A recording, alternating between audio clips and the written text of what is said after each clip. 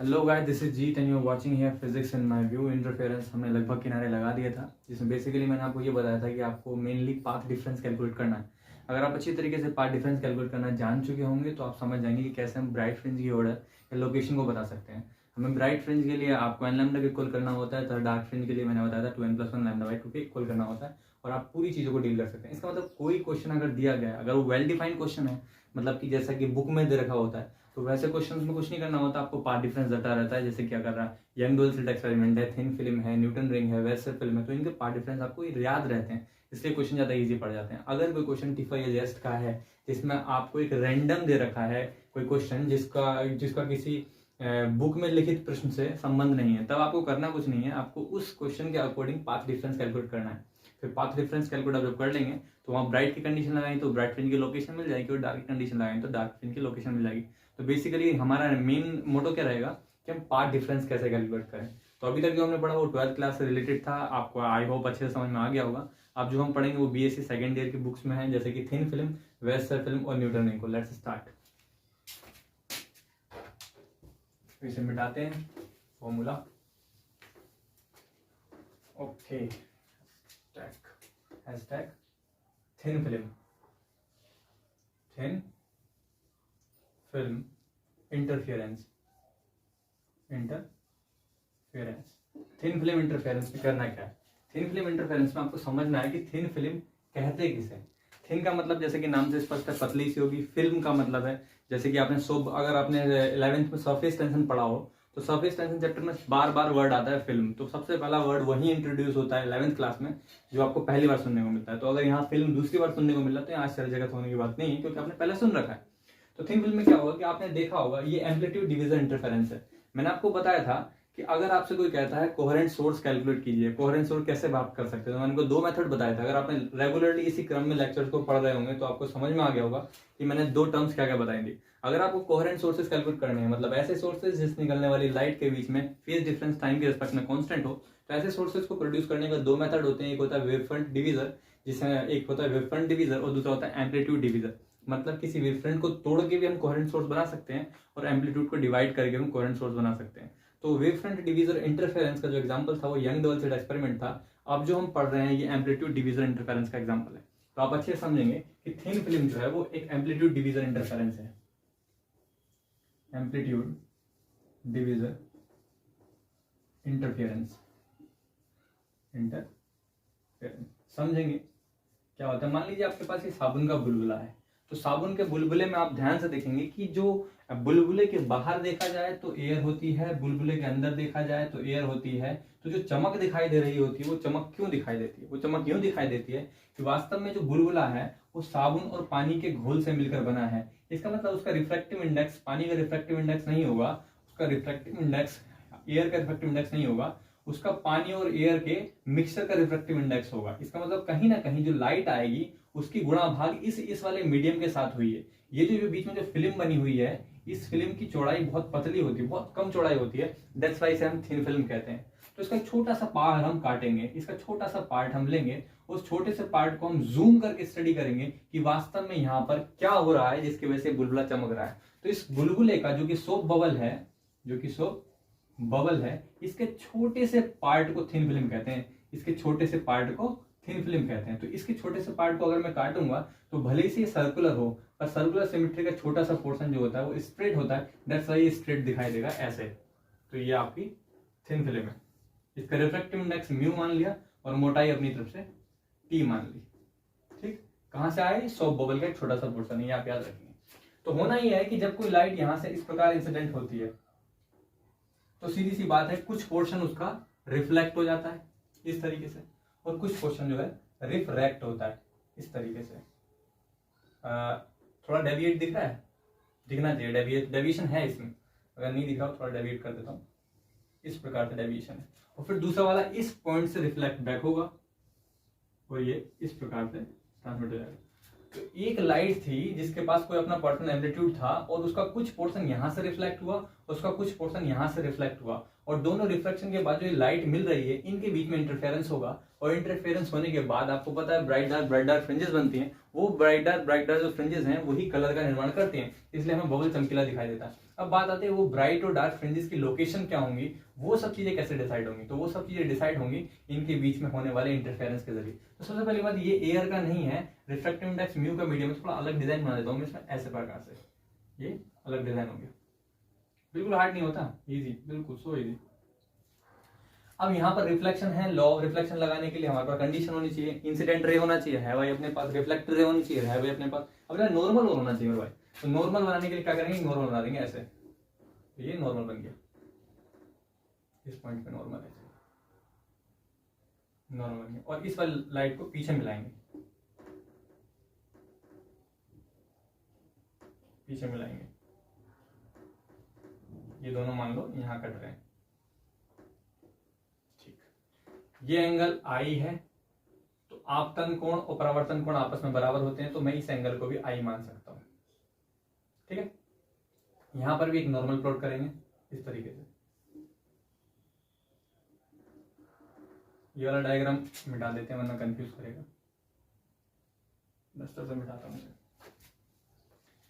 इस वाले डायग्राम को मिटा दीजिए, क्योंकि हमें पता चल गया, तो ये तो पता ही चल गया सब बबल का पोर्शन है। ओके, बताइए ये एंगल क्या होगा, ये एंगल भी आई होगा, क्योंकि ये और ये सेम है, इस प्रकार से लाइट जा रही है, ऐसा मान सकते हैं, ठीक है। यहां से एक नॉर्मल डालेंगे इस पर, और ये वाला एंगल होगा आई। ये बार बार बस दिखा इसलिए रहा हूँ कि देखो आगे क्या बताता हूँ मैं, मजे की बात। बहुत पहले जब मैंने आपको EMT पढ़ा रहा था, पता नहीं क्या पढ़ा था, मुझे याद नहीं, उस टाइम मैंने आपको बताया था अगर कभी ऐसे फूल बन रहे हो तो आपको एंगल जो मिलेंगे एक सिमेट्री में मिलेंगे, आई एक छोड़ के फिर आई, फिर एक छोड़ के फिर आई, फिर एक छोड़ के फिर आई, ऐसे देखने को मिलते हैं। वैसे ही मैं आपको यहाँ भी यही चीज बताना चाह रहा हूँ, इसको छोड़ो, ये यहाँ से मैं ये लाया, अब देखो इसको एक छोड़ के ये आई आ गया। कभी चित्र में आपको पता नहीं चले कि आई कैसा आया, तो ट्रिक हो गई, एक एक छोड़ के आई होता है, ये आई है तो एक छोड़ के आई होगा, ठीक है। तो एक ट्रिक बता दी मैंने आपको। और बाकी जो आपका यूजेबल आई, मतलब जो यूज करेंगे एंगल, वो हम ये वाला एंगल यूज करेंगे। तो एंगल ऑफ रिफ्लेक्शन में क्या करते हैं, नॉर्मल और जो रिफ्लेक्टेड रेज है उसके बीच का एंगल को एंगल ऑफ रिफ्लेक्शन कहते हैं, इसे आर मान लिया, ठीक है। ये आर होगा, तो यहां से मैं नॉर्मल डालूंगा इस तरीके से,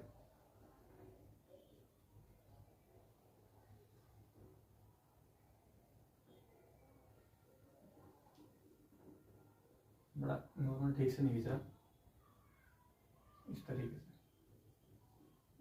ठीक। तो ये आर है, ये एक छोड़ के ये वाला आर हो गया,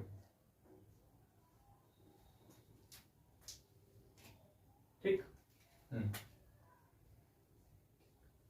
तो एक बार पूरे थ्योरी में बता देता हूँ कैसे कैसे हो रहा है। ये लाइट बीम आ रही है, इसके सरफेस पर, इस सरफेस पर आधा पोर्शन, कुछ पोर्शन इसका, आई एम नॉट सेइंग आधा, और कुछ पोर्शन इसका रिफ्लेक्ट हो जाता है, कुछ पोर्शन ट्रांसमिट हो जाता है, ट्रांसमिट होने के बाद दूसरी बाउंड्री जो होती है वहां से फिर रिफ्लेक्ट बैक होता है और बाहर निकल जाता है, मतलब ट्रांसमिट हो जाता है दूसरे मीडियम, जिसे हम कह सकते हैं टोटल रिफ्लेक्शन इसका और इसका हो रहा है।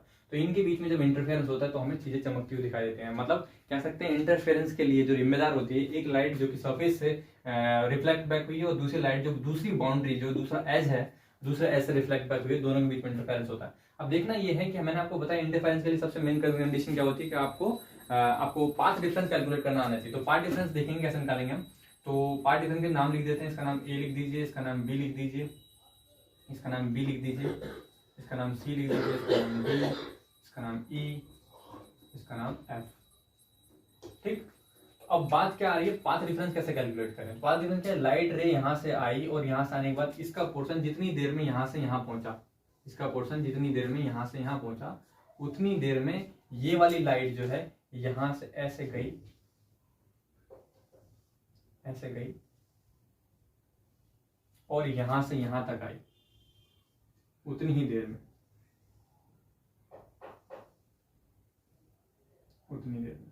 तो बात ये आ रही है, आगे तो बराबर चलें क्योंकि मैंने परपेंडिकुलर डाल दिया, तो आगे चीज तो बराबर है। अब डिफरेंस कितना है, डिफरेंस इतना है कि इसमें ये तो इतनी चली है, उतनी ही देर में ये चीज इतनी चली है। तो डिफरेंस कैसे निकालेंगे, हम इस वाले पाथ में से ये वाला पाथ घटा देंगे। अगर हम इस वाले पाथ में से ये वाला पाथ घटाएंगे तो हमें पाथ डिफरेंस मिल जाएगा। लेकिन थोड़ी दिक्कत क्या आती है, दिक्कत ये आती है ये वाला जो रास्ता चला गया वो एयर में चला गया, और ये वाला जो रास्ता चला गया ये रिफ्लेक्टिव म्यू वाले मीडियम में चला गया। तो जब म्यू वाले मीडियम में चला गया तो हम यहाँ पे ऑप्टिकल पाथ लेंगे। तो मैं कंसेप्ट बताता हूँ यहाँ पे आपको, ऑप्टिकल पाथ कैसे किसे, optical path, optical path, optical path को समझने के लिए आपको मैं थोड़ी देर पीछे ले आता हूँ जहां हमने लेक्चर पढ़ाया था आपको फ्रिंज डिस्प्लेसमेंट के बारे में। तो फ्रिंज डिस्प्लेसमेंट मैंने आपको बताया था जब कभी लाइट के सामने आपको यहाँ पर म्यू रिफ्रैक्टिव इंडेक्स की कोई सिल्ट रखी गई है जिसकी विड्थ जो है वो टी है, तो मैंने आपको बताया था इसमें वेलोसिटी v मान लेते हैं, जब v वेलोसिटी मानेंगे तो speed equal to distance upon time होगा, speed equal to distance upon time होगा, डिस्टेंस अपॉन टाइम होगा। तो स्पीड कितनी होगी इसमें v होगी,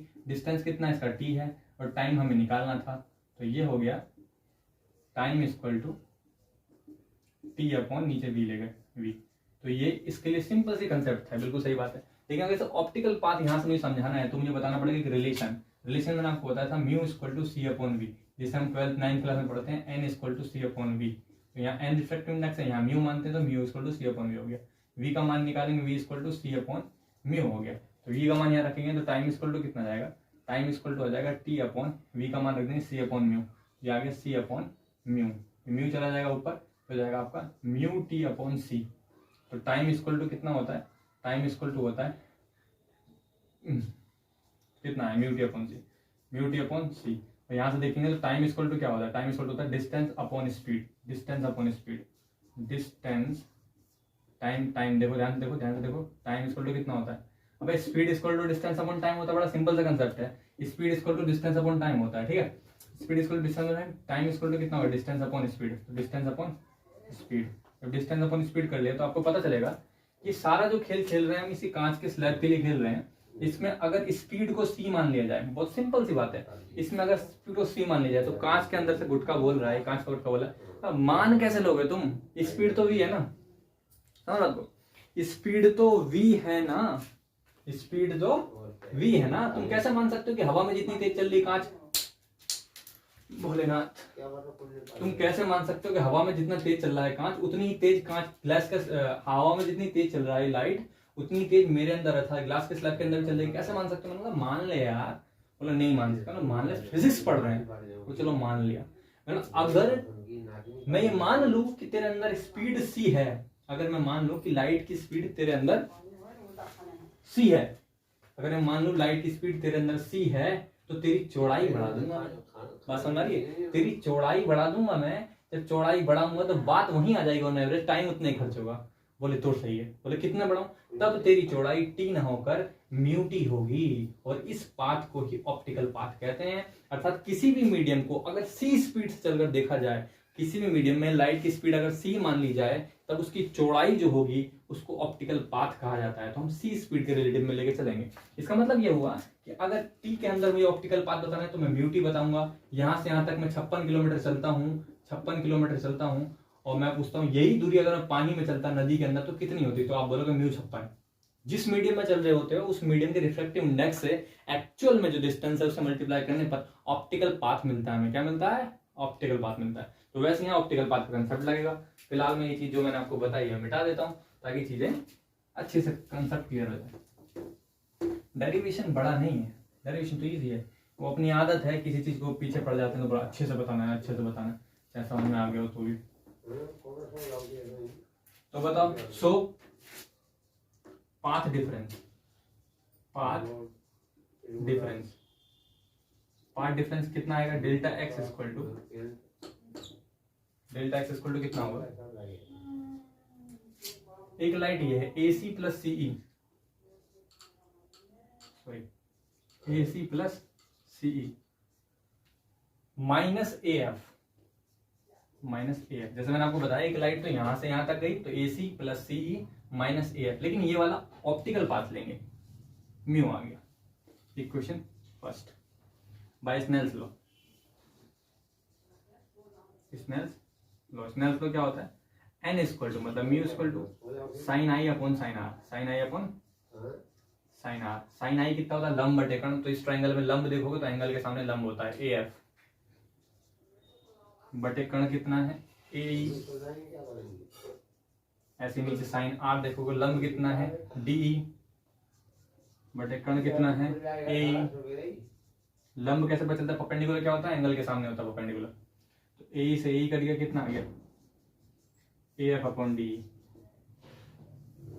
बताओ कितना है, mu equal to AF upon D, multiply करा इसमें कितना है, mu D equal to AF, putting this value in equation first.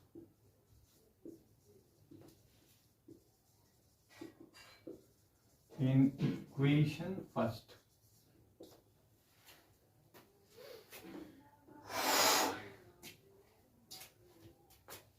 मान रखो, बताओ डेल्टा एक्स कितना है, डेल्टा ठीक करो पहले अच्छे से। Delta implies delta x equal to कितना हो गया, mu A C plus C minus का ये का मान कितना mu D, delta x equal to mu common ले लिया, सी माइनस के डी। सी ध्यान से देखो कहाँ है, तो सी मेरे भाई यहाँ से आता है, सी ई सी ई सी ई, इसे तोड़ेंगे दो जगह, कैसे तोड़ेंगे, C D plus D E, C D plus D E में तोड़ेंगे, सी डी प्लस डी में तोड़ेंगे, इसको तोड़ेंगे सी डी प्लस डी में तोड़ेंगे, आगे कितना है माइनस का डी, डी से D cancel, delta x equal to कितना आ गया, mu A C plus C D, equation second, A C plus क्या तोड़ दिया, हाँ ए सी प्लस सी डी, तो ए सी प्लस सी डी हो गया, ए सी प्लस सी डी। अगर आप देखें तो आपको पता चलेगा ज्योमेट्री से ये एंगल आर है तो ये वाला एंगल भी आर होगा, और किसी ट्राइंगल के अगर दो एंगल सेम हो तो ये दो वाली साइड भी इक्वल होंगे, मतलब कि ए सी जो है वो बी सी के इक्वल होगा, बट फ्रॉम फिगर बाय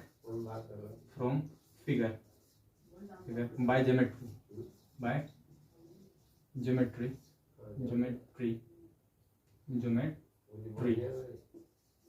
क्या पता चला हमें बाय ज्योमेट्री कि ए सी जो है वो बी सी के इक्वल होगा, A C equal to B C, so यहाँ यूज करेंगे delta x equal to mu A C B C के इक्वल हो गया, B C plus C D. तो इक्वेशन 2 इसे मानो, इसे मिटा देते हैं, मिटाने के बाद देखते हैं, अरे मिटा नहीं सकता यार इसमें, क्योंकि हमें इसे यूज करना है ना, क्या यूज करना है, B C plus C D use करना है।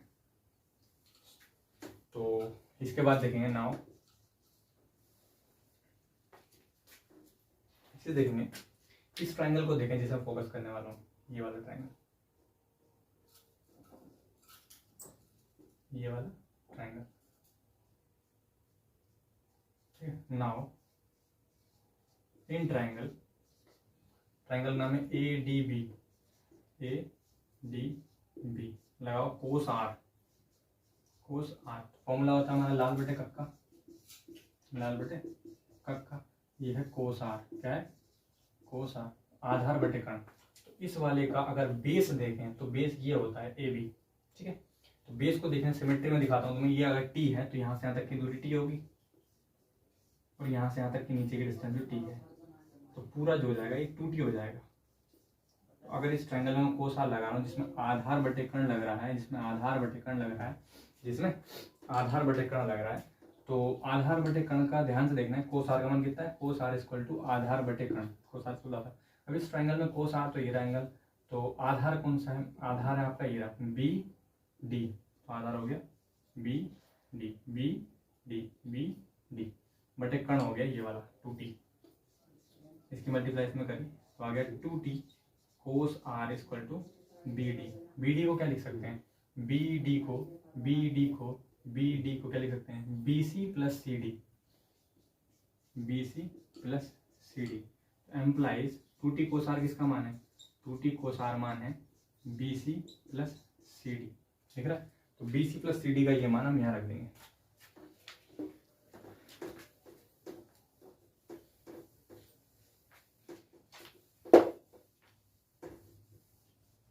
Putting this value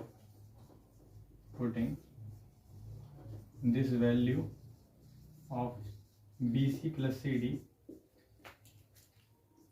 in equation 2, भाई इक्वेशन 2 में कितना है, delta x equal to mu BC plus CD का मान है 2t कोस आर। देख लो ध्यान से यार, यही तो है BC प्लस CD, और यहाँ BC प्लस CD का मान कितना है 2t कोस आर, यहाँ रख देंगे 2t कोस आर, तो कितना हो जाएगा, डेल्टा एक्स इक्वल टू हो जाएगा 2 mu T cos are. This is the phase difference, path difference, this is the path difference for thin film, ये इंपॉर्टेंट है पाथ डिफरेंस निकालना, तो ये आपको याद रखना है। थिन फिल्म के अगर कोई क्वेश्चन आता है तो path difference 2 mu T cos are होता है, जहाँ आर क्या है, एंगल ऑफ रिफ्रैक्शन। अब एक चीज जो मैंने पीछे एक बच्चे ने पूछा था मुझसे कि सर अगर बुक में देखें तो वहाँ यंग डबल सेट में पूछता है बच्चे ने, तो मैं आपको एक चीज़ और क्लियर कर दूँ यहाँ पर, अगर कंफ्यूजन है वैसा तो अच्छा वो आप लोगों ने पहले ही पूछ लिया, वरना कंफ्यूजन पूरे इंटरफेरेंस में बना रहता है। यंग डोल स्लिट एक्सपेरिमेंट में एक बच्चे ने पूछा मुझसे कि सर अगर हम बुक देखें तो बुक में जो है ब्राइट और डार्क फ्रिंज की लोकेशंस अलग अलग हैं, कैसे हैं समझते हैं। अगर बुक में हम देखें तो ब्राइट और डार्क फ्रिंज की लोकेशन अलग अलग हैं, वो कैसे हैं समझे। तो क्वेश्चन क्या है हैशटैग, बच्चों ने कहा मुझसे कि एक्स एन अगर हम देखें तो आता है N D lambda by D. ये तो सर आपकी बात बिल्कुल सही है, ब्राइट के लिए है, बुक में भी ऐसे लिखा हुआ है। फिर उसने कहा अगर हम डार्क के लिए देखें तो एक्स एन की वैल्यू आपने बताई है 2n+1 D lambda by 2d। लेकिन ये किसके लिए होता है, डार्क के लिए। लेकिन बुक में जो लिखा हुआ है वो लिखा हुआ है X N equal to 2n-1 D lambda by 2d। ये डार्क के लिए बुक में लिखी हुई है। तो वो ये पूछना चाह रहा है कि सर सही कौन सा है, ये वाला सही है या ये वाला सही है।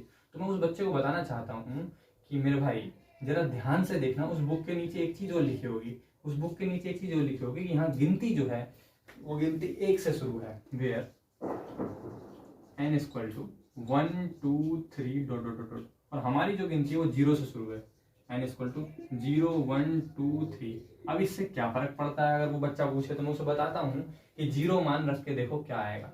जब मैं यहाँ 0 रखूंगा तो आएगा डी लैम्डा बाई 2d। क्या आएगा, D lambda by 2d, no doubt.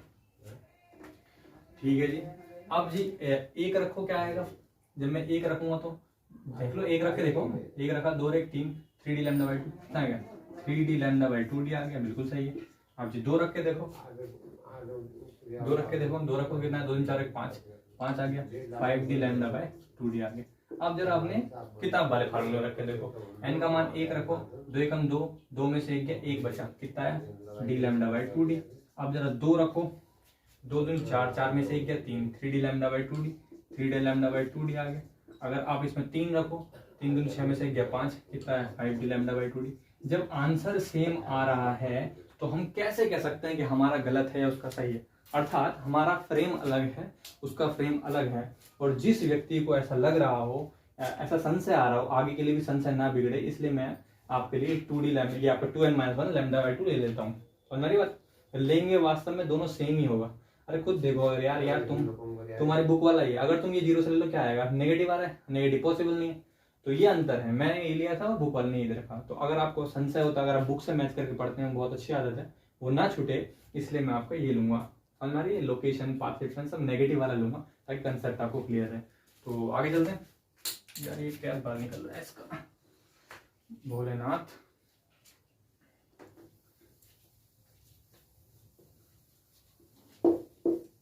तो ये आपका ये आ गया था, हाँ जी। अब बताइए, अब जरा आप बताइए, हाँ now condition for bright and dark fringes, bright and dark fringes.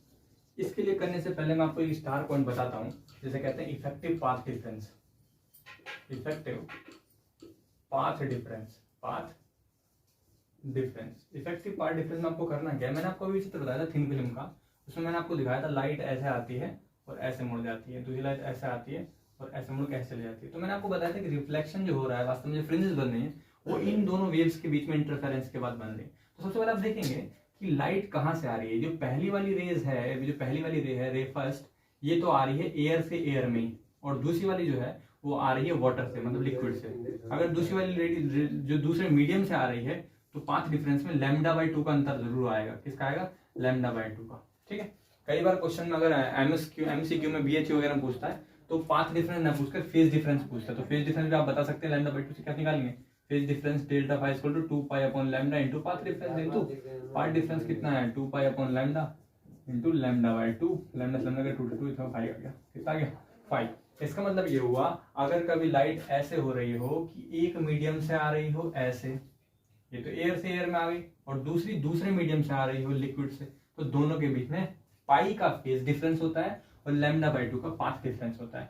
पाई का फेज डिफरेंस होता है, लैम्डा बाई 2 का पाथ डिफरेंस होता है। ईश्वर ना करे अगर कभी ऐसा हो कि लाइट का थोड़ा पोर्शन यहाँ से रिफ्लेक्ट होकर और फिर यहाँ ऐसे जा रहा हो, तो इनके बीच में भी इंटरफेरेंस होगा, जिसे ट्रांसमिटेड वेव के बीच में इंटरफेरेंस कहते हैं। तब उसके लिए इफेक्टिव पाथ डिफरेंस हम π/2 या λ/2 नहीं लेंगे, क्योंकि दोनों सेम फेज में होंगे। बिकॉज ऑफ ये भी वाटर से आ रहा है, मतलब लिक्विड से आ रहा है, और ये वाली वेव भी लिक्विड से आ रही है।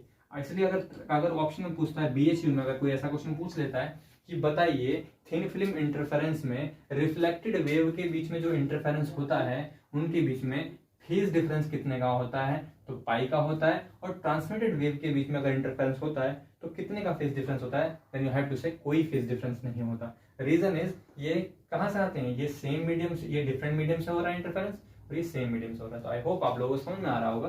तो हमें क्या करना है, हम इफेक्टिव λ/2 पाथ डिफरेंस यहाँ से सब्ट्रैक्ट करना है, जिससे कि हमारा आंसर सटीक है।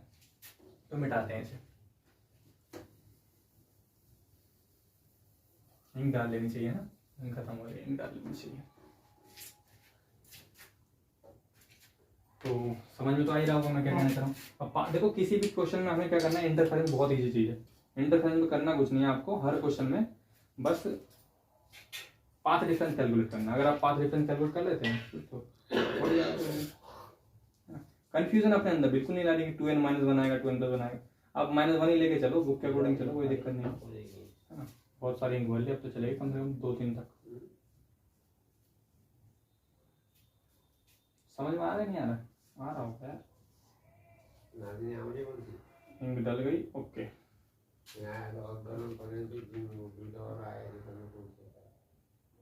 थोड़ी और डाल लेते हैं इंक। ओके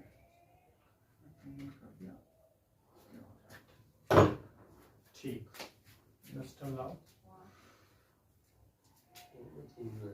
वेस्ट ज्यादा हो जाता है ना।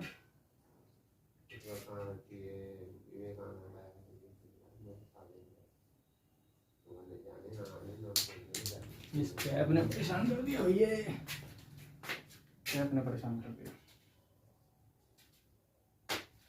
नेक्स्ट करते हैं आप, बताओ क्या चल रहा था।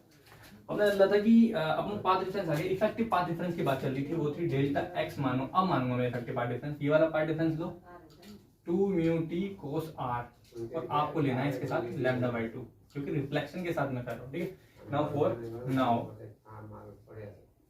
फॉर ब्राइट फ्रिंज, तो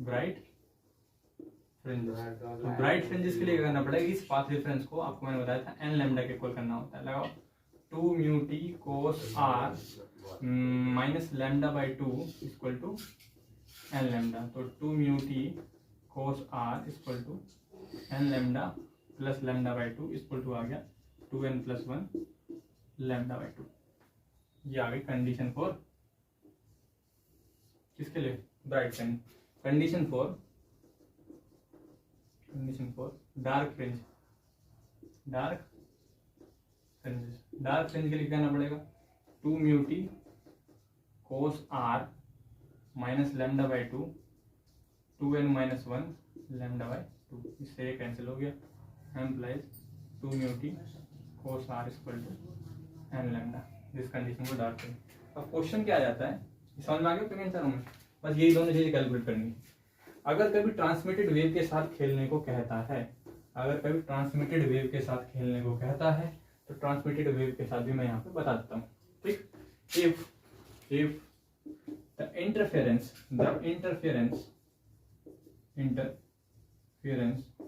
is occurring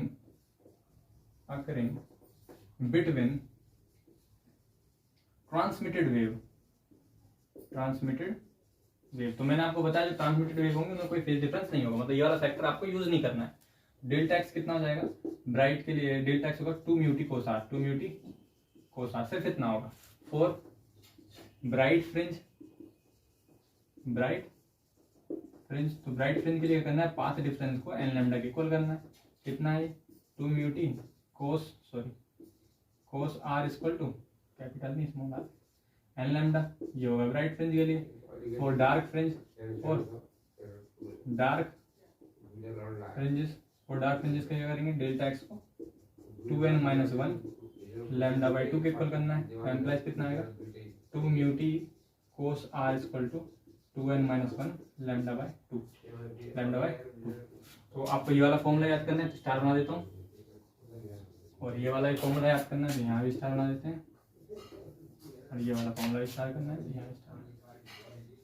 देखना क्या है यहाँ पे कि आप देखेंगे कि जहां पर उसका डार्क बन रहा था लेयर के ऊपर थिन फिल्म के, ये क्या है थिन फिल्म के ऊपर वाली कंडीशन है, थिन फिल्म के नीचे वाली कंडीशन है।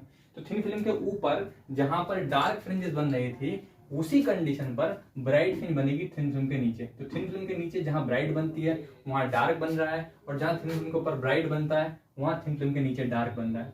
तो ऊपर और नीचे अलग अलग इंटरफेरेंस पैटर्न जस्ट अपोजिट होने की वजह से हमें चमकीले कलर का बबल दिखाई देता है। तो ये रीजन था। अब क्वेश्चन कैसा आता है, क्वेश्चन जैसे ही थिन फिल्म बोलता है, मैं आपको रियल बता रहा हूँ। देखो अगर आप ये सोच रहे हो कि अगर आप कहीं दिल्ली बम्बई पढ़ने जा रहे हैं और वहां आपको ये सारी चीजें पढ़ाई जाएंगी, तो ऐसा बिल्कुल भी नहीं है। वहां एक चीज लिखी जाती है, you have already studied in BSc second year, already studied in BSc third year, ऐसा मेंशन कर देते हैं और आपने सब पढ़ा हुआ डायरेक्ट फॉर्मूला लिख के आगे चल देते हैं। फिर वो न्यूमेरिकल प्रोसेस पर ज्यादा ध्यान देते हैं कि हाँ जी तुमने ये पढ़ा है, और तुम न्यूमेरिकल वहां पे इतना ज्यादा कराते हैं कि तुम्हें ये चीज रट जाती है। पर कंसेप्ट जो है वो हम लेके चल रहे हैं। कंसेप्ट में क्या कहते हैं कि अब आपका क्वेश्चन कैसा आएगा, क्वेश्चन में आएगा थिन फिल्म के लिए थिन फिल्म की विड्थ दे रखी है, और ब्राइट के लिए आपको ब्राइट फिल्म के लिए आपको ये बताना है कि रिफ्रैक्टिव इंडेक्स कितना होगा या टी कितना होगा, थिन फिल्म की मोटाई कितनी होगी। अगर क्वेश्चन देखो कैसा आएगा, मान लीजिए किसी थिन फिल्म के लिए, ठीक है सुंदर ना क्वेश्चन, किसी थिन फिल्म के लिए 7800 एंगस्ट्रॉम की रेड लाइट यूज की गई है, वेवलेंथ दे दिया, फर्स्ट ऑर्डर का हमने इंटरफेरेंस यूज किया है, फर्स्ट ऑर्डर दे दिया, रिफ्लेक्टिव इंडेक्स ऑफ मीडियम दे रखा है, दे दिया, एंगल ऑफ इंसिडेंस दे रखा है, दे दिया, बोला थिन फिल्म की विड्थ कितनी है, तो टी कैलकुलेट करना है। तो आपका क्वेश्चन तो बहुत इजी आएगा, लेकिन आपने अगर ये डेरिवेशन नहीं किया है और नहीं समझा, जहन में नहीं बसाया, तो आपको यही थिन फिल्म नाम से डर लगने लगेगा, बोले यार थिन फिल्म का क्वेश्चन है, वी कांट डू इट, हम नहीं कर सकते। जबकि क्वेश्चन बहुत ही इजी आएगा। इंटरफेरेंस के क्वेश्चन इजी आते हैं शर्त के साथ, इंटरफेरेंस के क्वेश्चन इजी आते हैं, भारी से लगते हैं, क्योंकि जैम की प्रिपरेशन करने वाला 90% व्यक्ति ईएमटी, क्वांटम मैथमेटिक्स इसी में ही घुसा रहता है, बिकॉज अब इसका वेटेज ज्यादा होता है ना। हाँ, और हम जो पढ़ रहे हैं इतने दिनों से कितना वेटेज है, 4 नंबर, तो 4 नंबर पर इतना जोर नहीं दिया है, दैट्स व्हाई इंटरफेरेंस भारी लगने लगता है। तो हमें ज्यादा नहीं, बस एक वीक ही पढ़ना था। तो थिन फिल्म जो है, आई होप आपको थिन फिल्म इंटरफेरेंस समझ में आ गया होगा। बस आपको पाथ डिफरेंस याद रखना है, इफेक्टिव पाथ डिफरेंस मत याद रखना, सिर्फ पाथ डिफरेंस कितना होता है, 2 म्यू टी कोसाइन, कितना होता है 2 mu T cosine, 2 mu T cosine आपको पाथ डिफरेंस याद रखना है। और फिर इफेक्टिव क्या होगा वो हम देखेंगे सिचुएशन के हिसाब से, कि वहां पर मीडियम सेम है तो आप जो है कोई फेज डिफरेंस या कोई पार्ट डिफरेंस नहीं लेंगे इफेक्टिव, और मीडियम अलग है तो आप λ/2 का पार्ट डिफरेंस लेंगे, ठीक है। तो वो मीडियम का पर आपको सिर्फ 2 म्यू टी कोसाइन याद रखना है, ठीक है। एक और इंटरफेरेंस पैटर्न है, वो मैं आपको पढ़ा देता हूँ, जिसे वेज शेप कहते हैं, ठीक है। तो यहाँ हेडिंग डालेंगे veg shape, VEDG, veg shape film.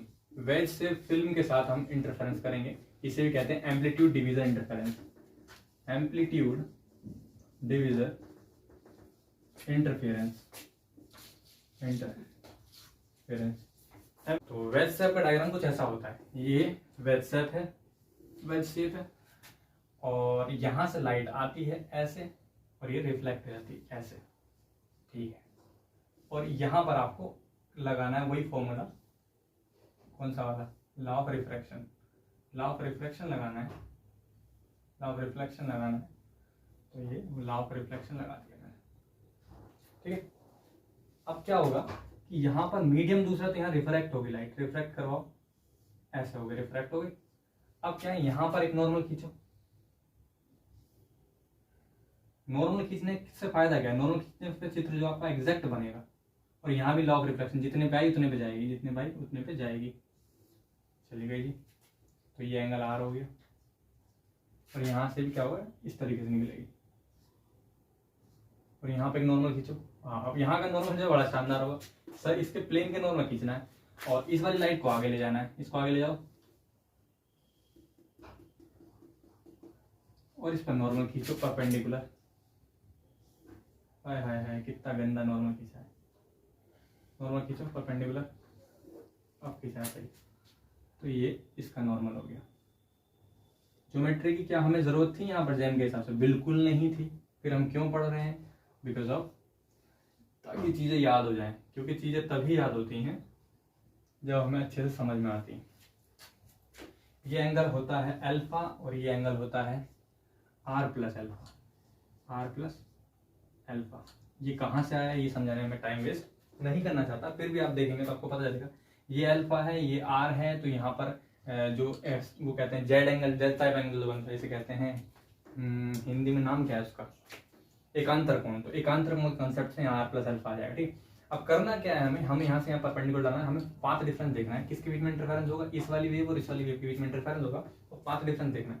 तो यहाँ से परपेंडिकुलर डालेंगे और यहाँ से परपेंडिकुलर डालेंगे इस पे, सॉरी कुछ गड़बड़ी है क्या, नहीं, यहाँ से परपेंडिकुलर डालेंगे इस पे,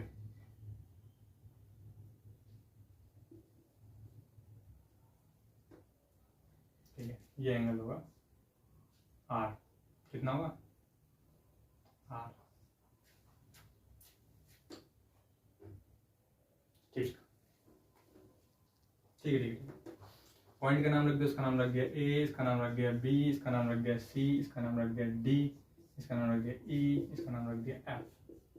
now path difference, now path difference, path difference, path difference कितना होता है, delta x equal to optical path कितना है जो लिक्विड के अंदर चला है, वो ये है और ये वाला है। तो इन दोनों को हमें म्यू के साथ लिखना है, म्यू इक्वल टू ए, इसका नाम लिखो यार, ई एफ लिख दूँ या जी लिख दो यहाँ पे, ए जी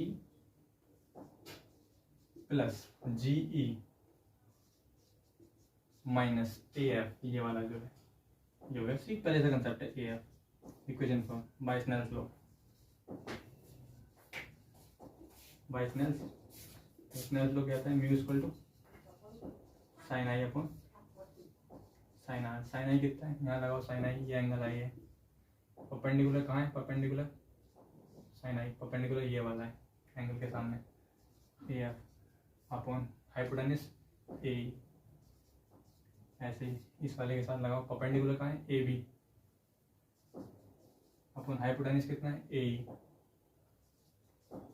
ए से ई कैंसिल, कितना आ गया, A F upon A B, बताओ कितना है, ये आ गया mu equal to A F upon A B, A F upon A B, multiply करो इसमें कितना है, mu into A B equal to A F, putting this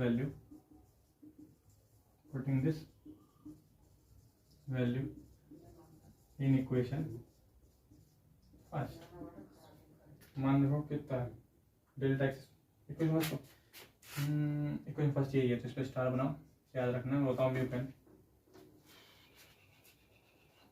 equation first तो यही है, ठीक, तो इक्वेशन फर्स्ट यही है, इक्वेशन फर्स्ट बोलो क्या है, delta x equal to implies delta x equal to mu A G plus G minus का ए एफ का मान कितना है, mu A B, mu same ऐसे ही यार जैसे पहले करा था, तुम आपका मैच करके देखो, बिल्कुल ए जी को वो म्यू के मिल गया जी, बस वही है, थोड़ा समझ लो करने का रीजन क्या है, करने का रीजन ये थोड़ा कंसेप्ट क्लियर हो जाएगा, एक फ्लो बन जाएगा ना। जी कहाँ है, देखो जी कहाँ है, ए जी कहाँ है, ए जी ये रहा, देखो ए जी ये रहा, ए जी को तोड़ेंगे ए बी प्लस बी जी में, ए जी को तोड़ के ए बी प्लस बी जी में, प्लस जी ये रहा माइनस का ए बी ये रहा, ए बी से ए बी कैंसिल हो गया, delta x equal to mu B G plus G, B G plus G, वही ट्रायंगल वाला कंसेप्ट, ये वाला एंगल जो है इस वाले एंगल के इक्वल है आर प्लस अल्फा के, जब दो एंगल इक्वल हैं तो दो साइड भी इक्वल होंगी, जब दो साइड इक्वल होंगी तो जी है उसे जी सी लिख सकते हैं, तो जी है उसे जी सी लिख सकते हैं, तो डेल्टा एक्स इक्वल टू कितना है, म्यू बी जी प्लस जी को कैसे लिख सकते हैं, ध्यान से पढ़ो, ध्यान से देखो मैं क्या कह रहा हूँ, मैं कह रहा हूँ यदि किसी ट्राइंगल में दो एंगल सेम हो, यदि किसी ट्राइंगल में दो एंगल सेम हो, यदि किसी ट्राइंगल में दो एंगल सेम हो, तो दो साइड भी सेम होती हैं, दो साइड भी सेम होती हैं, तो जी को मैं जी सी लिख सकता हूँ, तो जी को मैंने जी सी लिख दिया और इक्वेशन नंबर 2 कह दिया, ठीक। नाउ इन ट्राइंगल इसका नाम क्या है, देखो सी बी ई लगाओ, कोस आर का ख्याल आएंगे, फॉर्मूला होता है लाल बटे कक्का, लाल ये मिटाता हूँ, जैसे मिटा के हो पाएगा,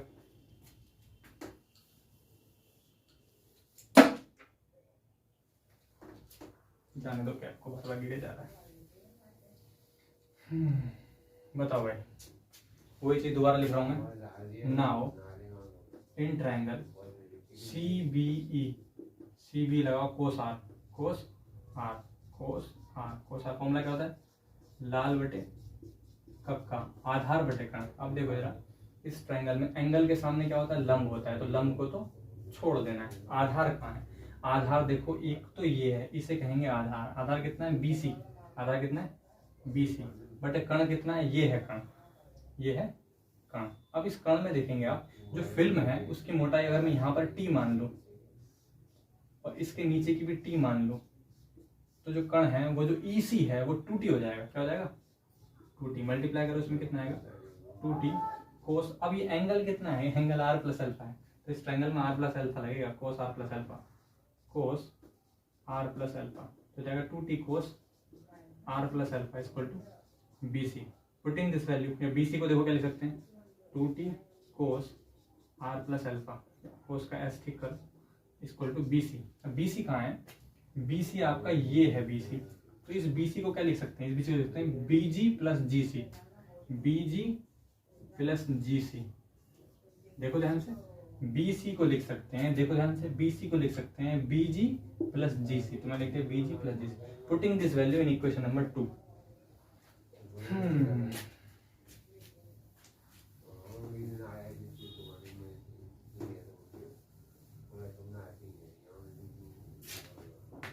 देखो now putting this value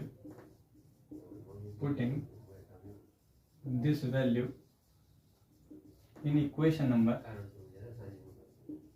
number 2।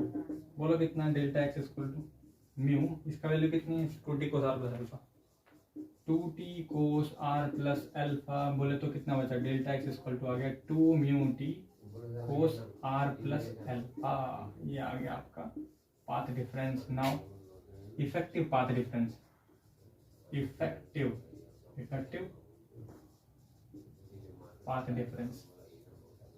Effective path difference कितना होगा, वही चीज है, लैम्डा बाई 2 यार, एक लाइन यहाँ से आ रही है, दूसरी लाइन वहां से आ रही है, डेल्टा एक्स कितना जाएगा, ये जाएगा 2 mu T cos are plus alpha, और वही माइनस का लैम्डा बाई 2। नाउ कंडीशन को ब्राइट एंड डार्क लिखेंगे, ये इसका फॉर्मूला याद रखना, 2 mu T cos are plus alpha है, वेज से आपका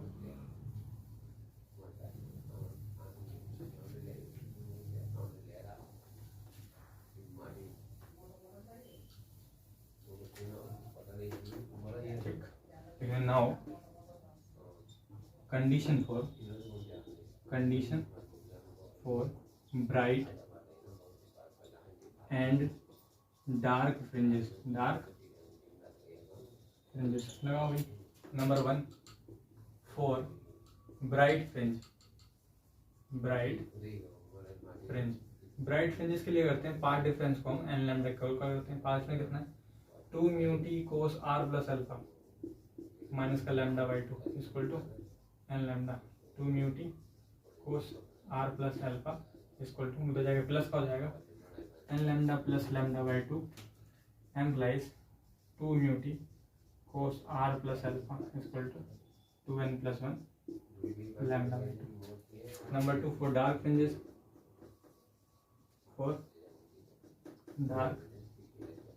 फ्रिंजेस, डार्क फ्रिंज के लिए क्या करेंगे, पाथ रेफरेंस क्या कहते हैं सर, डेल्टा एक्स, इसके इक्वल रखना है 2n प्लस 1 प्लस 1 आदत पड़ी हुई है, 2n minus 1 lambda by 2। Path difference कितना है, 2 mu T cos are plus alpha equal to 2n minus 1 lambda by 2। इससे कहाँ गया माइनस का लैम्डा बाई 2, ये कट गया। एम्प्लाइज कितना है, ये आ गया 2 mu T cos are plus alpha equal to N lambda.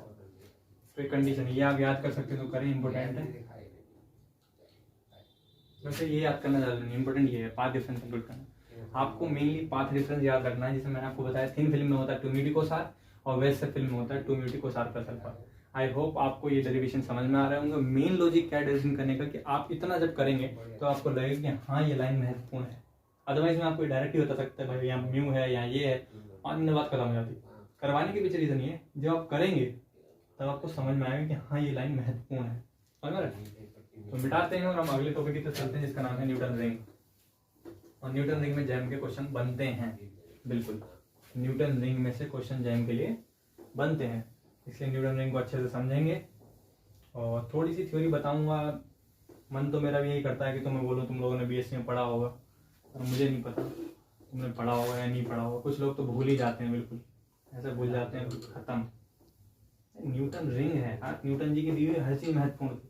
और मजे की बात यह है, आपको लगता होगा न्यूटन एक फिजिसिस्ट थे, आप गूगल पे सर्च करना न्यूटन एक मैथमेटिशियन दिखाएंगे, सर्च करना चाहे आप डालना न्यूटन, विकिपीडिया सर्च करना आएगा एक मैथमेटिशियन, तो न्यूटन एक मैथमेटिशियन थे। तो hashtag Newton ring, Newton ring. Newton ring क्या है भैया? सबसे पहली बात ये एक इंटरफेरेंस फिनोमेना है, इंटरफियरेंस फिनोमेना है ना।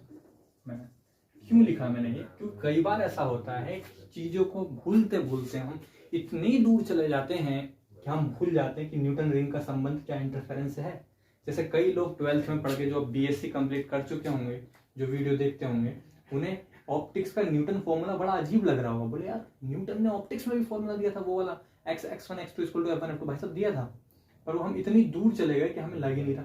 वैसे न्यूटन रिंग से अगर तुम अभी नहीं पढ़ते तो तुम धीरे धीरे इतनी दूर चले जाते कि तुम भूल जाते कि क्या ये इंटरफेरेंस वाले चैप्टर में है या डिफ्रैक्शन वाले चैप्टर में है।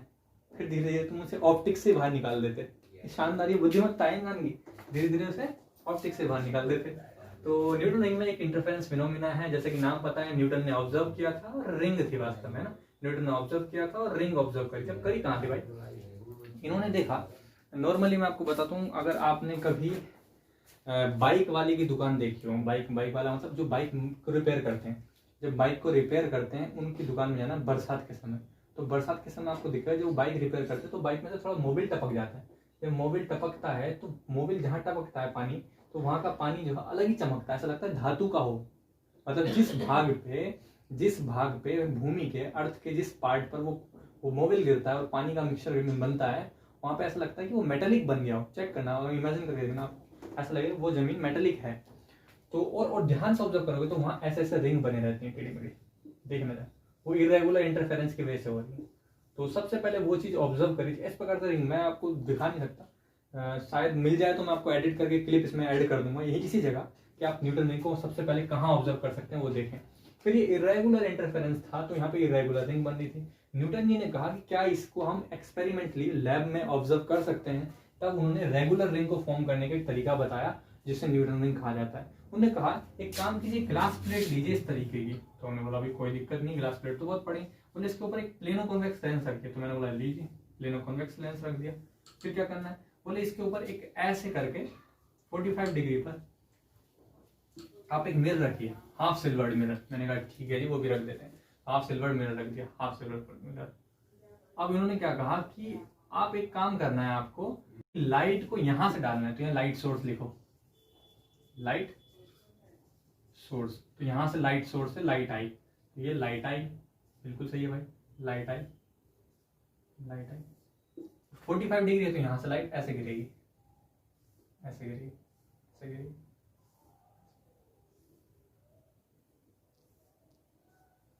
अब लाइट में क्या हुआ कि यहां से लाइट जब इस पे ऐसे गिरेगी, तो यहां से गिरने के बाद ये जो आपको दिख रहा है, ये वाला पोर्शन जो यहाँ पे दिखेगा, यहाँ पे उसमें क्या हो रहा है, ये वाला ये जो चित्र बन रहा है, ये वेज शेप बन रहा है, जो मैंने आपको भी थोड़ी देर बताया था, वेज शेप फिल्म। तो यहाँ पे वेज शेप इंटरफेरेंस की वजह से कंस्ट्रक्शन कुछ ऐसा होता है। अगर आपको मैं वास्तव में बताऊं, ये लेंस जो होते हैं 2D नहीं होते, ये होते हैं 3D। ये लेंस कैसे होते हैं? 3D होते हैं। ये प्लेट कैसी है? 3D है। तो आप ऐसा मान सकते हैं, यहाँ चित्र ऐसा बनेगा जैसे कि आप प्लेट के ऊपर कोई कटोरी रख दो, ये प्लेट है और इसके ऊपर कटोरी रखो, तो सामने से दिखेगा ऐसा, लेकिन अगर साइड से देखें तो ये प्लेट ऐसे दिखेगी और कटोरी इसमें ऐसे दिखेगी। तो कटोरी ऐसे दिखेगी, तो ये जो जगह बची होती है ये तो ये पूरे में होती है, चारों तरफ 3D में होती है। समझ रहे हो बात को? आप ऐसे 3D में होगी, तो ये 3D में होगी इस तरफ चारों तरफ, वैसे ये भी चारों तरफ होगी। तो यहाँ से जो लाइट यहाँ पर आएगी ऐसे, वो यहाँ से मतलब पाथ डिफरेंस क्रिएट होगा और वापस लौटेगी, रिफ्लेक्ट बैक। ऐसे लाइट आएगी, ऐसे लौटेगी, लाइट आएगी, ऐसे लौट जाएगी, लाइट आएगी, ऐसे लौट जाएगी, ऐसे लौट जाएगी। ये जो लौटेगी तो यहाँ पे हाफ सिल्वर्ड है, तो पार निकल जाएगी हाफ सिल्वर्ड से। यहाँ से जब यहाँ से पार निकलेगी तो ये लाइटें पहुंचेंगी ऊपर टेलीस्कोप में। ये कहाँ पहुंचेंगी? ये टेलीस्कोप है इसका, टेलीस्कोप। तो टेलीस्कोप में पूछेंगे तो टेलीस्कोप में देखने पर रिंग दिखाई देंगी। किस में? इस कटोरी के अंदर, इस प्लेट के अंदर रिंग दिखाई देंगी। कैसे दिखेंगी टेलीस्कोप में रिंग? ऐसी दिखेंगी, बीच में दिखेगी डार्क, फिर ऐसे, फिर ऐसे, फिर ऐसे, फिर ऐसे, इस प्रकार की रिंग दिखाई देंगी इन्हें न्यूटन रिंग कहा जाता है। क्या कहा जाता है? न्यूटन रिंग कहा जाता है। तो थियोरिटिकली हम अगर कहें तो हम अगर कहें वास्तव में न्यूटन रिंग जरूरी नहीं है किसी कंसेप्ट और में। न्यूटन रिंग तो कई तरीके से फॉर्म की जा सकती है, पर ये एक मेथड है जिसको मैथमेटिकली यूज करके हम रिफ्रैक्टिव इंडेक्स, वेवलेंथ, बाकी चीजें भी कैलकुलेट कर सकते हैं, इसलिए इसे इजी माना जाता है। एक्सपेरिमेंटली ऑपरेटर्स के द्वारा भी हम इसे कैलकुलेट कर सकते हैं, इसलिए इसे इजी मानते हैं। तो इसमें क्या है कि अगर आपको बताना है तो हम इसे थियोरिटिकली कॉपी पेपर पे ऐसे लिखते थे एग्जाम में कि जब कभी किसी प्लेन ग्लास प्लेट के ऊपर प्लेनो कॉन्वेक्स लेंस को रखा जाता है और उस पर लाइट गिराई जाती है, तो लाइट गिरने के बाद आफ्टर रिफ्लेक्शन टेलीस्कोप से देखने पर प्लेनो कॉन्वेक्स लेंस के अंदर ब्लैक वाइट रिंग्स दिखाई देती हैं। इन रिंग्स को ही न्यूटन रिंग्स कहा जाता है। अब बात आ रही है जब ये न्यूटन रिंग ऑब्जर्व हो गई तो इसके पीछे का मैथमेटिक्स क्या है, इसके अंदर ये जो रिंग है इसकी रेडियस कैसे कैलकुलेट कर सकते हैं, और इस रेडियस कैलकुलेट कर सकते हैं तो रिफ्रैक्टिव इंडेक्स कैसा होगा, वेवलेंथ कैसे कैलकुलेट कर सकते हैं, इसका एप्लीकेशन क्या है, हमने इसे देख लिया, सुंदर बात थी, हम इसे पढ़ाएं क्यों, ये विशेष बात है। समझ आ रही बात क्या करूं?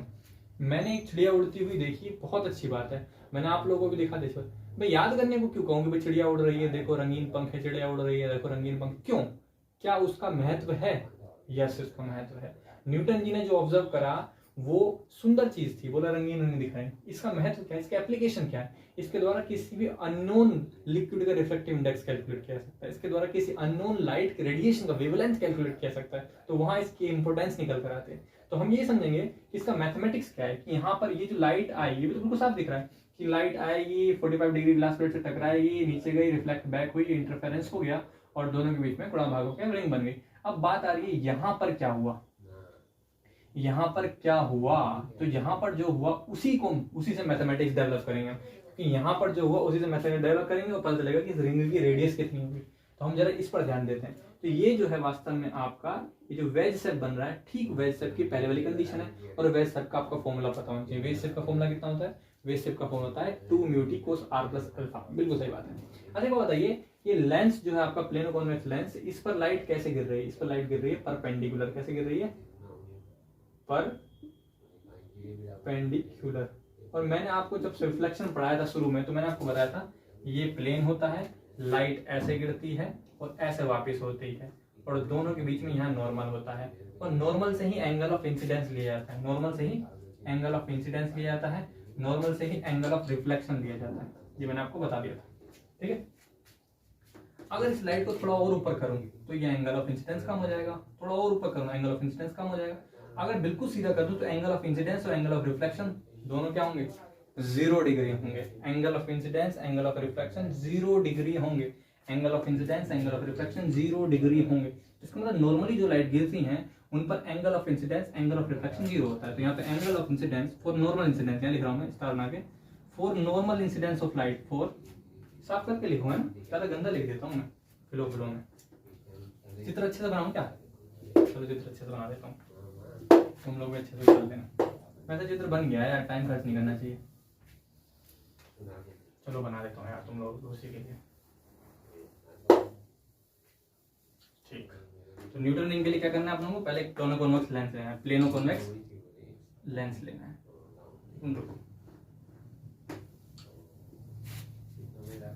न्यूटन रिंग्स हो गया, इंटरफेरेंस फिनोमेना हो गया। इसके बारे में कोई और महत्वपूर्ण जानकारी बतानी है मुझे? नहीं बतानी।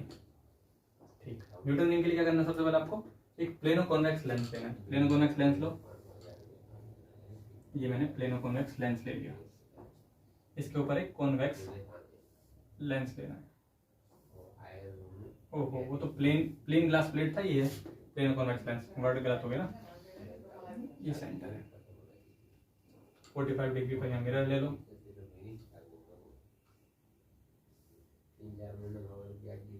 लाइट आएगी ऐसे,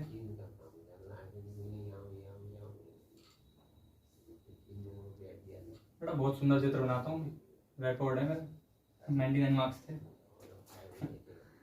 कोई फायदा नहीं है मार्क्स का, है ना, कोई फायदा नहीं है मार्क्स का, मार्क्स के पीछे मत भागना। ये जो हो रहा है यही तो मजा कर देगा देखना भी।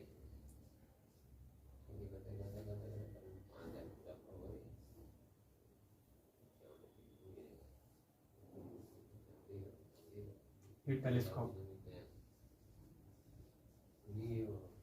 इस टेलीस्कोप के अंदर दिखाई देंगे ऐसा रिंग, रिंग यहाँ नहीं बना रहा, वास्तव में इसके अंदर होती है, मतलब तुम सोचोगे टेलीस्कोप में तो दिखाई दे रही है ना, रिंग तो इसके अंदर होती है। भाई रिंग बनती कहाँ है, रिंग तो इसके अंदर बनेगी ना, दिखाई टेलीस्कोप के अंदर देंगे तो रिंग यहाँ बना दूंगा, ज्यादा गंदा हो जाएगा। कुल मिला के रिंग दिखाई देनी, ये समझ लो आप। यहाँ टॉर्च है, ठीक है, लाइट सोर्स, लाइट सोर्स। तो मैंने पूछा भाई कि लाइट, इसका नाम क्या, half silvered plate, half silvered glass plate, glass plate, glass plate. तो मैंने पूछा भाई ये हाफ सिल्वर्ड ग्लास प्लेट से लाइट गई समझ में आता है, हाफ सिल्वर्ड ग्लास प्लेट। मैंने पूछा भाई ग्लास प्लेट से लाइट गई समझ में आता है, रिफ्लेक्ट बैक आई ये भी समझ में आता है मुझे बता दे इनके बीच में हुआ क्या कि ये रिंग बनाने लगी। बोले गुरुजी जो गई थी ना जो लाइट, और जो लाइट लौट के आई है वो एक नहीं है, नाम तो लाइट है, कुछ ना कुछ बदलाव है उन्होंने। क्या बदलाव है भाई, क्या बदलाव है? बोला गुरुदेव ये जो जा रही है, ये जो जा रही है, गंदा करने लगे चित्र गंदा करने लगे मैं चित्र, समझ जाओ बात को। ये जो जा रही है, ये जो जा रही है, ये जो जा रही है, इनमें से एक तो यहां से टकरा के वापस आती है ऐसे, और दूसरी ऐसे जाके ऐसे लौट के आती है। तो दोनों के बीच में एक पाथ डिफरेंस होता है, और जब दोनों के बीच में पाथ डिफरेंस होता है तो दोनों के बीच में फेज डिफरेंस भी होता है। तो दोनों के बीच में फेज डिफरेंस होता है तो वहाँ कंस्ट्रक्टिव और डिस्ट्रक्टिव इंटरफेरेंस की शर्तें लगती हैं, और जब शर्तें लगती हैं तो फिर रिंग बननी, फ्रिंजेस बननी शुरू होती हैं। तो इसका मतलब मैंने कहा भाई पूरा खेल यहीं का है कि बोला गुरुदेव यहीं का ही खेल बस, ये तो बेस शेप है। Condition by the condition of base shape, by the condition of wedge shape film, wedge shape film, base से फिल्म। पाथ डिफरेंस बताओ कितना होता है, delta x equal to 2 mu T cos are plus alpha. बिल्कुल सही बात है। अब देखो पाथ डिफरेंस इतना हो गया। अब यहाँ पे स्टार पॉइंट ये लिखने वाला था मैं, for normal incidence, for normal incidence, normal incidence. अगर आपको कभी कोई 90 डिग्री पे कोई चीज गिरती हुई दिखाई दे तो क्या देखना है आपको, नॉर्मल इंसिडेंस के दौरान आई का मान बिल्कुल एंगल ऑफ इंसिडेंस ऐसे लिखता हूँ, फॉर नॉर्मल इंसिडेंस, यहाँ पे star now, angle of incidence, angle of incidence is equal to angle of reflection, angle of refraction, reflection is equal to 0 degree होता है। और म्यू इक्वल टू क्या होता है, साइन आई अपॉन साइन आर। तो इसको इधर लाओ, साइन आर इक्वल टू कितना हो गया, साइन आई। इंसिडेंस एंगल 0 रखोगे तो साइन 0, साइन 0 की वैल्यू 0, इसका मतलब रिफ्लेक्शन एंगल भी 0 होता है, आर इक्वल टू 0। आपको मैं एक बात बताना चाहता हूँ कि यहाँ पर जो है ये जो आर है ये रिफ्लेक्शन एंगल नहीं है, रिफ्रैक्शन एंगल है। इसलिए यहाँ पर angle of incidence equal to angle of reflection equal to angle of refraction भी हो, सब बराबर होते हैं। एंगल ऑफ रिफ्रैक्शन, ये जो प्रूफ करा है मैंने, refraction is equal to 0 degree, सब 0 डिग्री इक्वल होते हैं, ठीक है। तो ये चीज मैं यहाँ पर रखूंगा। और दूसरी बात यहाँ पर जो है, यहाँ पर मान लीजिए, माना मैंने, सपोज मान लिया कि रिफ्रैक्टिव इंडेक्स म्यू है मीडियम का, लेकिन न्यूटन जी ने जो ऑब्जर्व करी वो एयर के लिए ऑब्जर्व करी थी, तो मैंने रिफ्रैक्टिव इंडेक्स म्यू माना, ठीक है। अब ये वेज से फिल्म जो है बहुत पतली होती है, तो यहाँ पर जो एंगल है वेज एंगल वो 0 है। क्या है, वेज एंगल 0 मानेंगे, तो L equal to 0 for small width, small width, the wedge angle alpha will be 0। So path difference delta X कितना हो जाएगा, डेल्टा एक्स कितना हो जाएगा, 2 म्यू टी कोस आर की वैल्यू तो रिफ्लेक्शन एंगल 0 और वेज एंगल भी 0, ये हो गया 2 म्यू टी बचा, डेल्टा एक्स की वैल्यू आ गई 2 म्यू टी, ठीक है, ठीक। अब यहाँ पे हमें लगाना है कंडीशन लगानी है। कंडीशन किसकी, ब्राइट और डार्क फ्रिंजेस की कंडीशन अप्लाई करनी, ब्राइट और डार्क फ्रिंजेस की कंडीशन अप्लाई करनी। इसमें सेम वही वेज शेप वाली कंडीशन लगनी है आपकी। जब लाइट यहाँ से आ रही है ऐसे और उसका कुछ पोर्शन रिफ्लेक्ट बैक आ रहा है यहाँ से, तो दोनों लाइट जो आ रही है, एक तो लाइट आ रही है रिफ्लेक्ट बैक और यहीं से बाउंड्री से, दूसरी यहाँ से हो रही है। इसका मतलब क्या होगा, इफेक्टिव पाथ डिफरेंस वाला केस लगेगा यहाँ पे। इफेक्टिव पाथ डिफरेंस कितना होगा, effective path difference, effective path difference delta x equal to path difference delta x equal to 2 mu T minus के लैम्डा बाई 2। वही लगा condition of bright dark fringes मिटा देता हूँ, समझ में आ गया होगा, नोट कर लेना।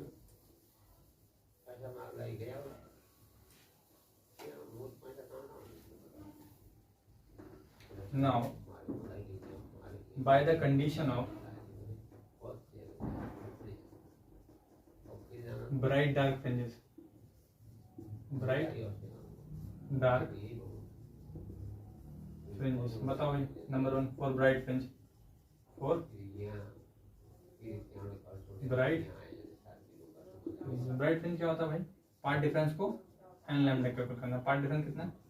2 म्यू टी माइनस के lambda by 2 equal to N lambda. 2 mu T equal to N lambda plus lambda by 2। तो 2 म्यू टी इक्वल टू कितना आया? 2n plus 1 lambda. Mu T equal to कितना हो गया? 2n plus 1 lambda by 2। तो T की value कितनी आ गई? 2n plus 1 lambda by 2 mu. ये Tn है वास्तव में, Tn। और डार्क फ्रिंज के लिए देखेंगे,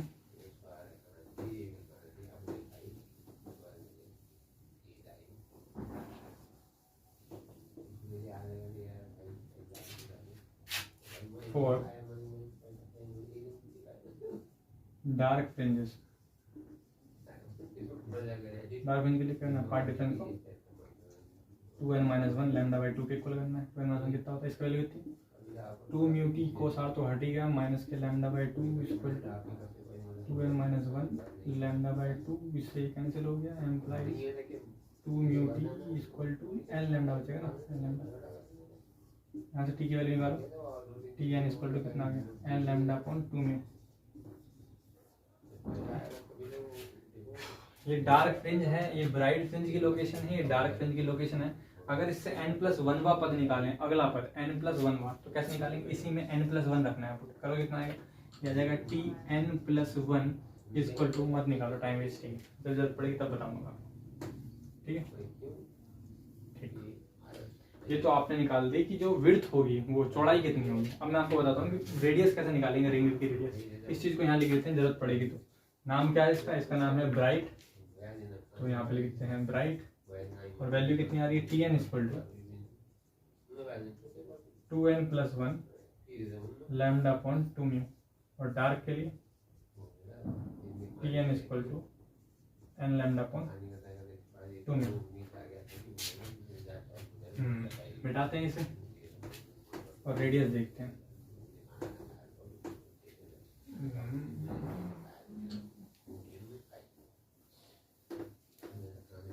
मुझे इसमें कुछ गड़बड़ी लग रही है, एक बार मैच कर लेता हूँ ना, गड़बड़ी नहीं होनी चाहिए।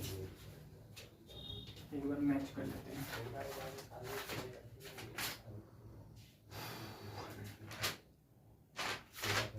36 तरीके के न्यूटन रिंग क्यों पढ़े हैं? कहाँ है न्यूटन रिंग?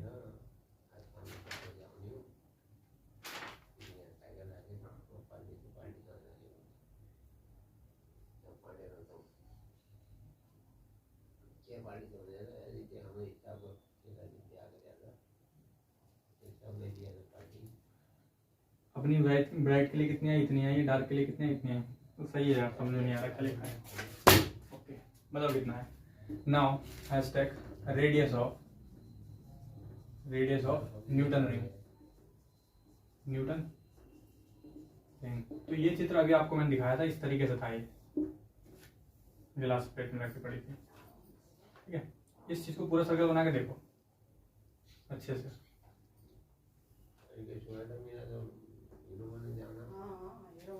तो पूरा सर्कल बनाएंगे तो पता चलेगा। पूरा सर्कल तो हमने बनाया, टोट टोट करके बनाया है, इसलिए इसको ऐसा कर लिया। बाकी इस चीज को थोड़ा ऐसा कर लिया।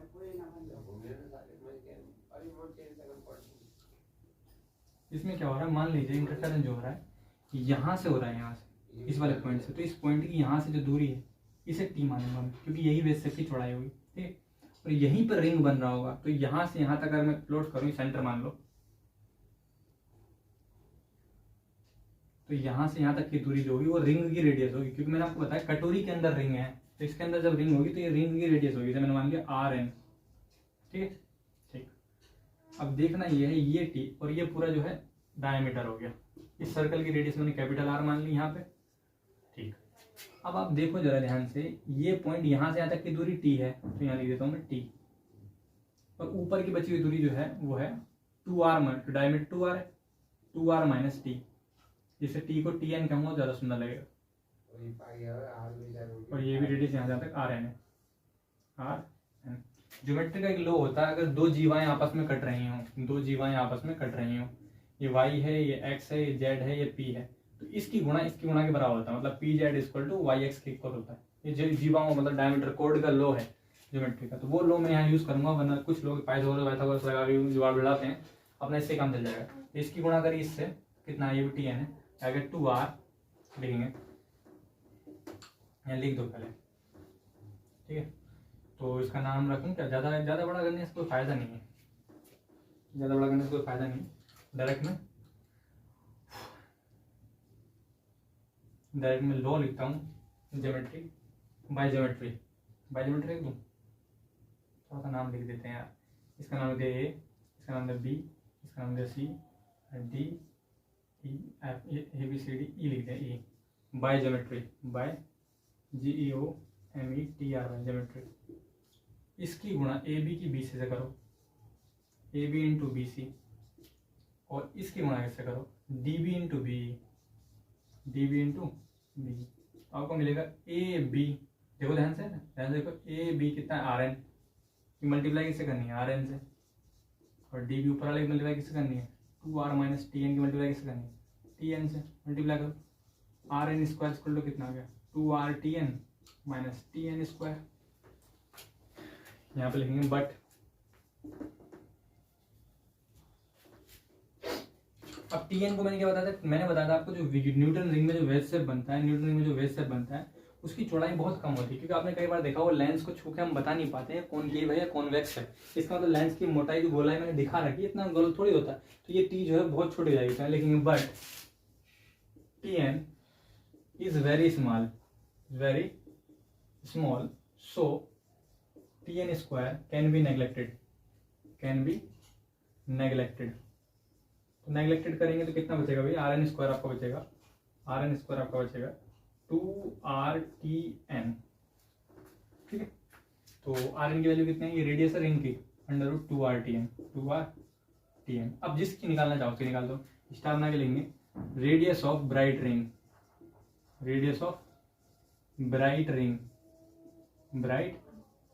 तो ये टी एन का मान यहाँ रख दो, are N equal to √2r(t(n) का मान रख दो, 2r(t(n) का मान कितना है, 2n + 1 λ/2 म्यू, इससे ये कट गया। तो आर एन इक्वल टू कितना आ गया, ये आ गया 2n + 1 r λ/म्यू, रेडियस आ गया।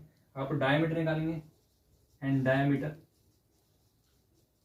में क्या करना पड़ता है, dn इक्वल टू ये होता है 2rn, तो dn इक्वल टू 2 अंदर चला जाएगा, 2 दूनी 4 हो जाएगा, 4 2n + 1 r λ/म्यू।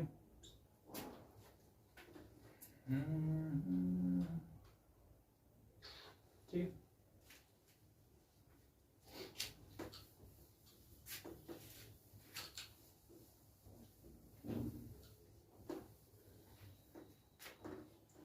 स्टार में लेंगे, रेडियस ऑफ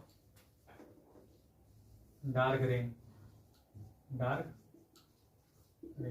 कहाँ होता है भैया, बताओ। आर एन की वैल्यू कितनी है, आर एन, इसको आपको ये याद रखना है बस, √2r(t(n), टी एन की वैल्यू कितनी, n λ/2 म्यू, इससे कैंसिल हो गया।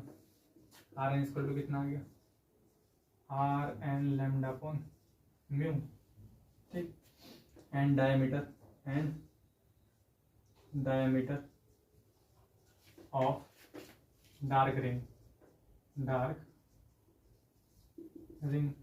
कितना है भाई, dn equal to 2rn, dn equal to 2 दूनी 4 rn अपॉन म्यू, ये डायमीटर आ गया,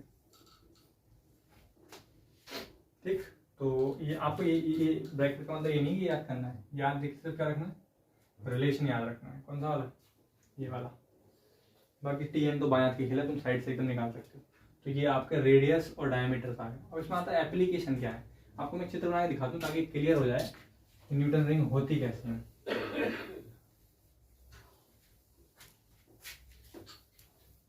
मिटा तो रहा हूँ मैं, काम पड़ेगा इसका, काम पड़ेगा।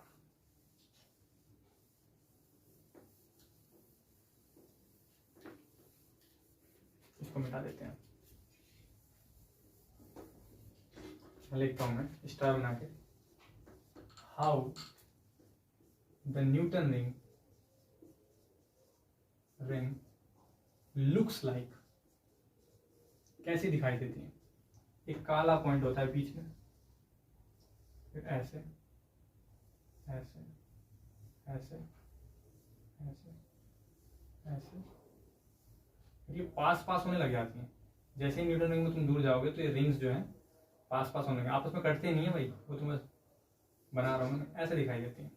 अगर कोई आपसे पूछता है कि बीच वाली रिंग जो है ये ब्लैक क्यों होता है, हमेशा न्यूटन रिंग में ब्लैक स्पॉट मिलेगा, लेकिन क्योंकि बीच में टी का मान 0 होता है। बीच में जो थिन फिल्म बनी है आपकी बेस से फिल्म, यहाँ पे टी का मान क्या हो रहा है, आगे जाओगे घट रहा है, आगे जाओ घट रहा है, आगे जाओ घट रहा है, आगे जाओ घट रहा है, आगे जाओ घट रहा है।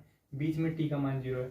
जब टी का मान 0 है, टी का मान 0 है, तो वहां पर क्या होगा, आप इंटरफेरेंस की शर्त लगाना। इंटरफेरेंस की शर्त जब कहाँ थी, रेडियस तो पहले 0 हो जाएगी, रिंग की रेडियस खत्म हो जाएगी, तो रिंग की रेडियस खत्म, रिंग एग्जिस्ट नहीं करेगी, थोड़ा डार्क फॉर्म होगा। और आप इंटरफेरेंस की कंडीशन लगाओगे तो आपको डार्क रिंग मिलेगी, ब्राइट और dark, radius r into t lambda. ठीक, हाँ ये तो हो गया रिंग के बारे में। अब बात करते हैं एप्लीकेशन, क्या क्या एप्लीकेशन है इसके, एप्लीकेशन ऑफ न्यूटन रिंग।